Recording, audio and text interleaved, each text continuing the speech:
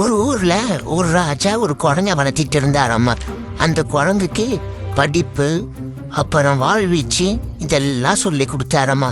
அந்த குரங்கு நல்லா வால் பயிற்சி எடுத்துட்டு சொருன்னு எல்லாத்தையும் சொருவிச்சாம்மா.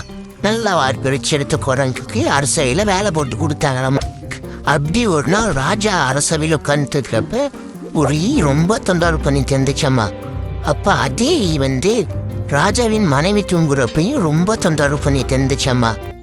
மனைவி மட்டும் இல்லாம ராஜாவோட முதல் மகனையும் தூங்க விடாம தொந்தரவு பண்ணி தந்துச்சம்மா.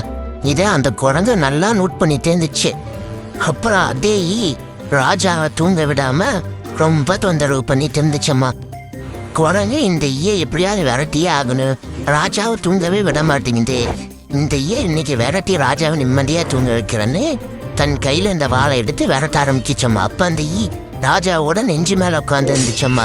குரங்கு இந்த ஈயை இப்ப என்ன பண்றோம் பாருன்னு தன் கையில இந்த வாழை எடுத்து ஒரே போட்டோன்னே ஈ பறந்துடுச்சு. ராஜா நெஞ்சிலேயே வால் சொருகிடுச்சு. அவர் ராஜா உயிர் போற வழியில கத்துனோன்னு வீரர்கள் வந்து பார்த்தாலாமா.